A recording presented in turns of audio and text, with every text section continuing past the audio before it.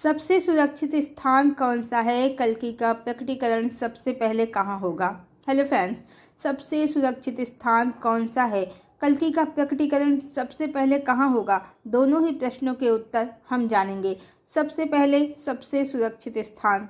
इस समय जब सारी दुनिया एक अनजाने अनप्रिडिक्टेबल समय से गुजर रही है, लोगों का जीवन सच में अनिश्चितताओं से भरा है। आज की डेट में ये सच लगता है। अपने खुद के जीवन में देखा है, जो बात आज से 20-25 साल पहले वाली दुनिया में थी, वो भी इस दुनिया से लाख गुना बेहतर थी। पिताजी नौकरी करते थे, गायत्री परिवार गुरुदेव से जुड़ने के कारण घर में बहुत कम रहते थे। केवल और केवल गुरुदेव, पूजा पाठ, हवन। और माताजी घर देखती थी। घर में माताजी ने ढेरों पेड़ लगा रखे थे। सेम, सहजन, लौकी, कद्दू, टमाटर, गोभी, मिर्ची भी लगा रखी थी।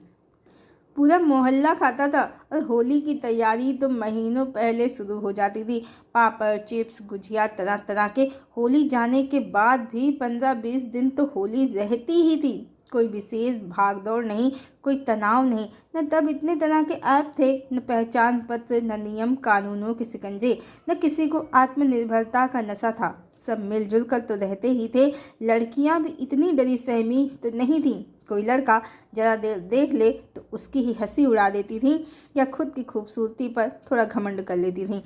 पर आज माहौल बदल चुका है। अब दुनिया में हर तरफ अनिश्चितता है। चाहे नौकरी प्राइवेट हो या सरकारी, कोई निश्चिंत नहीं है। त्योहार कब निकल जाते हैं जल्दी जल्दी, पता ही नहीं चलता। खाने पीने, पहनने ओढ़ने, रहने सहने के तो पहले से भी ज़्यादा लग्जरियस है जीवन, पर वो सुकून तो नहीं है। लोगों के जीवन में जीवन के सौंदर्य को, उसकी मासूमियत को मनुष्य की भोगवादी सोच ने निगल लिया है। तरह तरह के पहचान पत्र, तरह तरह के नियम कानून, उसके बाद भी समाज में हर तरफ अपराध।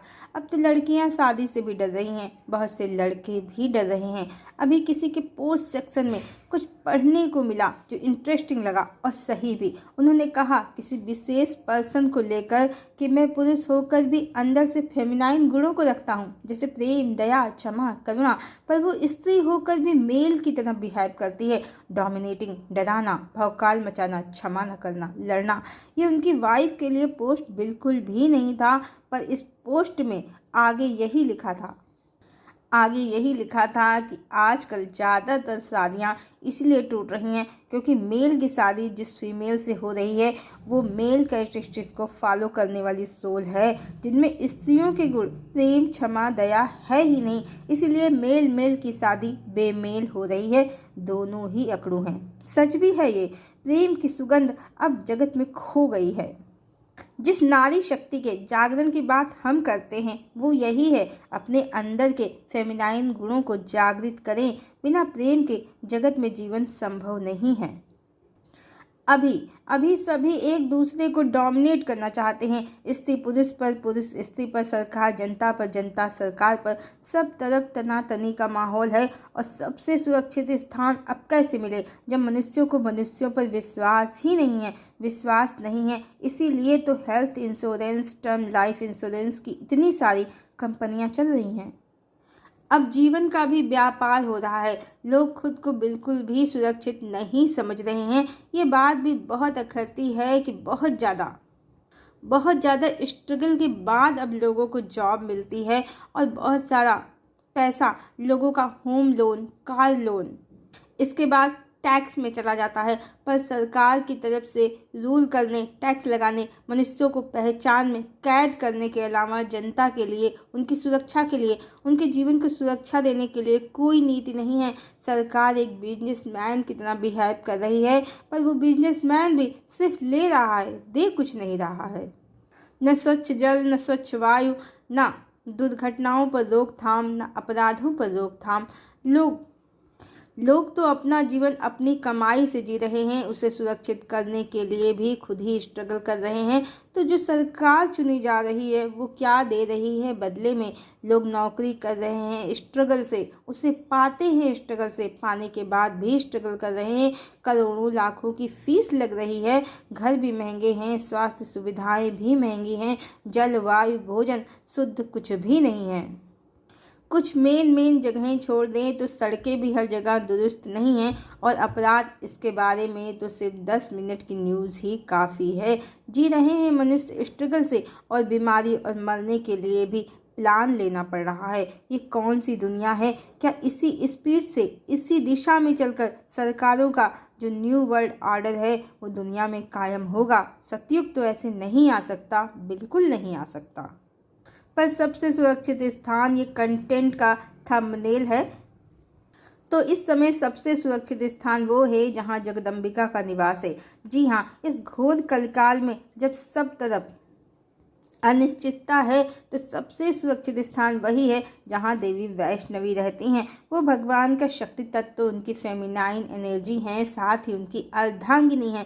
भौतिक जीवन में मिलन हो या ना हो, आत्मा तो एक ही है, और भगवान कहें या ऊपर बैठे जो परमात्मा है, वो कहानी तो ऐसी ही होती है उनकी। वो हमेशा, हर कहानी, हर युग में उनको सुरक्षित रखते ही हैं, चाहे त्रेता हो या द्वापर या कलिकाल। त्रेता में सीता विवाह के बाद 12 वर्ष तक अयोध्या में भगवान के साथ जब थीं, तो गोस्वामी तुलसीदास जी लिखते हैं कि सब सुख अयोध्या में उस समय बरस रहा था। पंचवटी में उनके सुख के लिए भगवान ने कुटिया बनाई, एक जगह निवास किया। भगवान तो एक कांटा भी उनके पैरों में चुभने नहीं देते थे। और इसको ऐसे समझे, जब त्रेता में हनुमान जी ने लंका में आग लगाई तो सबसे सुरक्षित अशोक वाटिका ही रही। हर युग में युद्ध, प्रपंच, झंझावात भगवान ने अपने लिए रखे, देवी को प्रेम से ही रखा, चाहे वो देवी सीता का अज्ञातवास ही क्यों ना हो। वाल्मीकि ऋषि के आश्रम में देवी सीता प्रकृति के सौंदर्य में, दुनिया के छल कपट प्रपंच से दूर रहीं। राम ने अपने लिए महल की सूनी दीवारें ही पाई। ऊपर जो कहानी लिखी थी उसके अनुसार राम ने अपनी प्रिय पत्नी सीता का कोई परित्याग नहीं किया था। ये कलिकाल में असुरों द्वारा फैलाई गई काली माया है, जिसको हम अपने कई वीडियो में पहले ही बता चुके हैं। प्रथम वनवास से आने के बाद सीता ने लव कुश का, राम के पुत्रों का गर्भ धारण किया। यदि राम उन्हें अपवित्र समझते तो दैहिक संबंध नहीं बनता दोनों में। दूसरे, यदि वो देवी सीता का परित्याग करते तो देवी सीता कोई साधारण स्त्री नहीं थी, वो महाराजा जनक की पुत्री थी, राजपुत्री थी। जनक राम से इसके लिए युद्ध, विद्रोह सब कर सकते थे, और सीता तब अज्ञातवास न लेकर राजा जनक के पास, अपने पिता के पास चली जाती। उनके पिता थे, वो अनाथ नहीं थी। वो अनाथ नहीं थी कि राम उनसे कहें कि तुम कहीं भी चली जाओ। सब कलिकाल की मूर्खता भरी बातें हैं, जिनका कभी विरोध इसलिए नहीं हुआ क्योंकि ये पुरुष समाज का ही रचा वाल्मीकि ऋषि के नाम पर षड्यंत्र था। द्वापर को बीते ही 5000 साल हो गए हैं, त्रेता को बीते तो 10-15 हजार साल हो ही गए होंगे। प्रिंटिंग प्रेस तो ब्रिटिश शासन में आए हैं, प्रिंटिंग प्रेस तो ब्रिटिश शासन के साथ आए हैं। भारत में कोई और ही ऊटपटांग छाप रहे हैं वाल्मीकि ऋषि के नाम पर। उनकी लिखी रामायण नहीं है वर्तमान वाल्मीकि रामायण। आज के वर्तमान के समय में कोई मामूली वकील भी जो राम सीता के विषय में गलत सलत छापा गया है, फैलाया गया है, उसको पल में काट सकता है। यदि अपवित्र समझा तो दैहिक संबंध कब और कैसे बना लिया।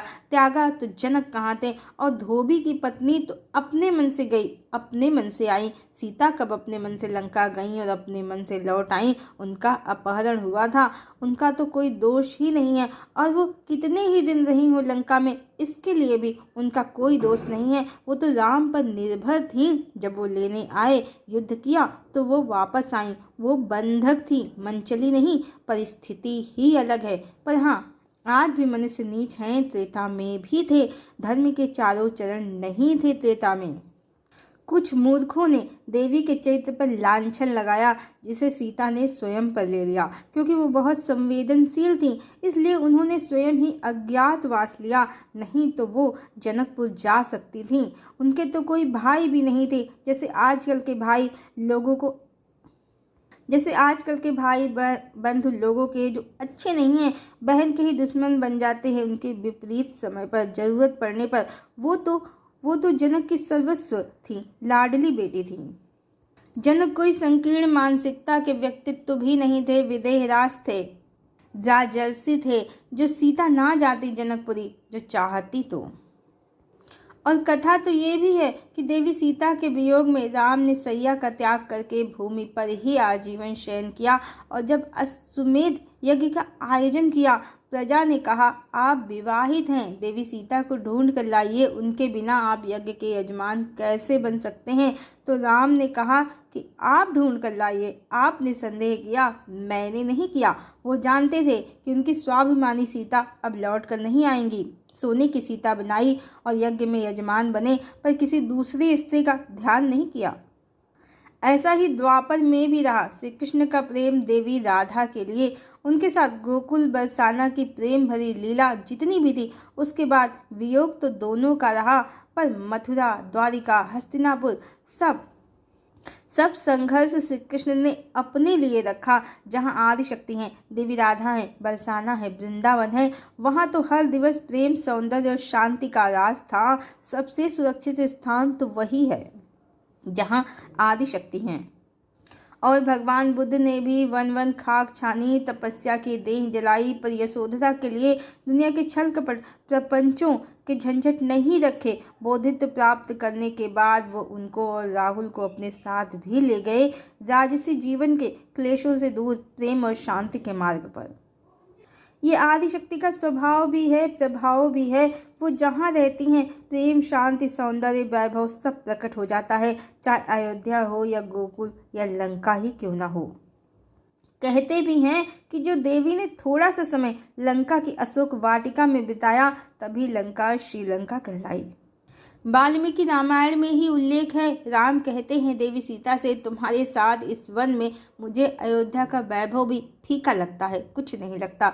पर यह सच है जो वाल्मीकि रामायण के अनुसार चलते हैं। देवी सीता को राम ने अपवित्र कहा, उनकी अग्नि परीक्षा ली, कटु वचन कहे, अयोध्या से निकाल दिया। तो वाल्मीकि रामायण ये भी कहती है कि रावण पुष्पक विमान नहीं, गधे का रथ लेकर आया था देवी सीता का अपहरण करने, और वो गधे उड़ने वाले थे, जादुई गधे। अब क्या ये संभव है? कोई मनुष्य या स्वयं रावण तो चलो सिद्धि पा ले किसी तपस्या से उड़ने की, पर गधे कैसे सिद्धि पा सकते हैं उड़ने की? इसीलिए बहुत कुछ वाल्मीकि जी के रामायण पर झूठ छाप दिया गया है। आँख कान बंद करके, दिमाग पर ताले लगाकर हर बात को सत्य नहीं मान लेना चाहिए। विवेक बुद्धि की तुला पर जो सही बैठे, उचित लगे, वही मानना चाहिए। देवी सीता कहें या माँ वैष्णवी या देवी राधा, वो स्वयं परमात्मा की स्त्री ऊर्जा हैं, उनकी ही एनर्जी हैं। दोनों में कोई भेद ही नहीं है। जहाँ सिया हैं वहीं राम हैं, जहाँ राधा हैं वहीं श्री कृष्ण हैं, जहाँ देवी वैष्णवी हैं वहीं श्री कल्की हैं। इसीलिए भगवान राम ने कहा है, तत्व प्रेम कर मम और तोरा, जानत प्रिया एक मन मोरा, सो मन सदा रहत तोहि पाही, जान प्रीत रस एतने माही। तो सबसे सुरक्षित स्थान तो प्रभु का हृदय भी है, जहाँ देवी भवानी निवास करती हैं हर क्षण। और इस समय धरती लोक पर वो स्थान सबसे ज़्यादा दिव्य और सुरक्षित है, जहाँ देवी वैष्णवी निवास करती हैं। और हर वो मनुष्य जिसका चित्त शुद्ध है, कर्म पवित्र हैं, हृदय में प्रेम है सबके लिए, जो प्रभु के मार्ग पर है, उसके लिए हर स्थान दुनिया में सुरक्षित है। अब लोगों को अपने पिछले जन्म के कर्म तो ज्ञात नहीं होते हैं, और कोई भी ईश्वर की शरणागति लेकर आगे का जीवन सन्मार्ग पर चलकर सत्कर्म करके अपना भविष्य सुधार सकता है। मर्जी गोविंद की केराव फरे भेरी, एक एक झोपा में 9 पसेरी। मर्जी गोविंद की केराव फरे भेरी, एक एक झोपा में 9 पसेरी। हाँ, जीवन और मृत्यु और कर्म के फल की आशा को छोड़कर ईश्वर में ध्यान लगाना ही सर्वोत्तम है, क्योंकि हम उतना बेहतर स्वयं के लिए नहीं कर सकते जितना श्रेष्ठ परमात्मा हमारे लिए कर सकते हैं। आफ्टर ऑल वो माता पिता हैं, हम सभी के वो करुणा निधान हैं, प्रेम के सागर हैं, सब उनकी संतान हैं, वो सबसे प्रेम करते हैं। अब सबसे पहले भगवान कल्कि कहाँ प्रकट होंगे? अब भगवान आए हैं युगावर्तन के लिए, युग परिवर्तन के लिए। कलयुग को समाप्त होना ही है, सतयुग का प्रारंभ होना ही है। और पिछले वीडियो कल्कि वो भगवान कैसे बना, वो इंसान से भगवान कैसे बना, इस वीडियो में हमने आपको बताया है कि इस बार 2 ही लीलाएं हैं। एक प्रेम लीला जो उनकी देवी वैष्णवी के साथ है, जिसके परिणाम स्वरूप परमात्मा का अर्धनारीश्वर स्वरूप अब जगत में प्रकट है। श्री कृष्ण के अनेक विवाहों का सत्य और आदि शक्ति देवी राधा का पूर्ण सत्य अब प्रकट है। साथ ही भगवान कल्कि और देवी वैष्णवी की जो भी प्रेम कहानी होगी इस बार, उससे सीताराम ही राधा कृष्ण हैं और वही श्री कल्कि वैष्णवी हैं, ये पूर्ण रूप से स्पष्ट हो जाएगा। नकली रानियों, सखियों, मंजरियों, गोपियों की कलिकाल की काली अंधकार की काली माया का अंत हो जाएगा। श्री लक्ष्मी नारायण का सत्य जगत में पुनः प्रकाशित होगा। दूसरी संहार लीला जिसमें लोगों को उनके कर्मों का, सामूहिक कर्मों का फल मिलने का ये समय है। मटेरियलिस्टिक वर्ल्ड के अंत का ये समय है। तो जो जागेगा वो ही सतयुग में प्रवेश करेगा। वैसे हम पहले भी बता चुके हैं कि बहुत संभव है जब भारत का 13 मुस्लिम देशों और चाइना से युद्ध हो तो वो कलिकाल के अंत का अंतिम युद्ध होगा। तब लोगों को परमात्मा की उपस्थिति का परोक्ष या अपरोक्ष अनुभव होगा। वो भगवान कल्कि के प्रकटीकरण का समय हो सकता है। पर सबसे पहले कल्कि प्रकट होंगे मनुष्यों की चेतना में। जी हाँ, भगवान धरा पर आए हैं, पर किसी नेता, पॉलिटिशियन या बिजनेसमैन, सेलिब्रिटी की तरह लोगों के सामने अपना शक्ति प्रदर्शन करने नहीं। ये सब मनुष्यों के संदर्भ में ठीक है, परमात्मा के लिए नहीं। वो समस्त जगत के माता पिता हैं, उनके लिए ये सब बच्चों के कार्यक्रम शोभनीय नहीं हैं। वो अपनी प्रिया से प्रेम लीला करेंगे, संसार में अपना प्रेम सत्य प्रमाणित करेंगे। जो युगों युगों तक छुपा रहा उस प्रेम को समस्त जगत में अपनी प्रिया के लिए जो उनका प्रेम है उसे सत्य प्रमाणित करेंगे। जो अधूरा रह गया है हर अवतार में, चाहे वो देवी सीता हो या राधा या यशोधरा या देवी लक्ष्मी प्रिया की प्रतीक्षा, अब सबका छुपा हुआ, युगों युगों से छुपा हुआ भगवान का प्रेम जो जगदम्बिका के लिए है वो प्रकट होगा। देवी की प्रतीक्षा समाप्त होगी। परमात्मा का देवी के प्रति प्रेम समर्पण सत्य सिद्ध होगा। नकली देवियों रूपी सुपर्णखाओं का मुंह कलंकित होगा। परमात्मा का अर्धनारीश्वर स्वरूप, ओंकार स्वरूप, सच्चिदानंद स्वरूप, स्वयं में ही देवी तत्व से युक्त स्वरूप जगत में वो जो कल्कि हैं वो प्रकट करेंगे, प्रमाणित करेंगे, स्थापित करेंगे। और भौतिकवाद का अंत करने के लिए ही संहार लीला तो होगी जो शुरू हो चुकी है। तो जिनके हृदय में ईश्वर का सत्य स्वरूप प्रकट होगा, सच्चिदानंद परमात्मा से जिनकी प्रीति होगी, वही सतयुग के वासी होंगे। तो सबसे पहले कल्कि मनुष्यों के हृदय, उनकी आत्मा, उनकी चेतना में प्रकट होंगे, उसके बाद ही जगत में। और जिनकी चेतना भगवान की चेतना से मिलती होगी, जो सत्य के, प्रेम के, न्याय के, करुणा के पथ के अनुगामी होंगे, बस वही भगवान के दर्शन भी पा सकेंगे। सब नहीं, पहले स्वयं की चेतना में, फिर मनुष्य देह में। वही भगवान के दर्शन भी पा सकेंगे। सब नहीं, पहले स्वयं की चेतना में, फिर मनुष्य देह में। ईश्वर के दर्शन के लिए भौतिक नेत्रों से कहीं ज़्यादा जरूरी हैं चेतना के नेत्र, हृदय की पवित्र भावनाएं। जिन्हें भी सच में भगवान को सशरीर देखने की इच्छा है, सच में इच्छा है, उनको चाहिए कि मन, वचन और कर्म से पवित्रता को जीवन का अभिन्न अंग बना ले और ईश्वर को ही समर्पित रहें। फिर दर्शन जरूर होंगे। और आगे हर इच्छा बलवान, हमको एस्ट्रोलॉजर नहीं है। बस जितनी हमको समझ है, जितना ज्ञान है, उसके आधार पर ही बताते हैं। पर परमात्मा करुणा के सागर हैं। वो प्रेम और न्याय दोनों में ही भेदभाव नहीं करते हैं। जो होंगे दर्शन योग्य, उनको तो दर्शन जरूर मिलेंगे, हम कहें ना कहें। हरिओम।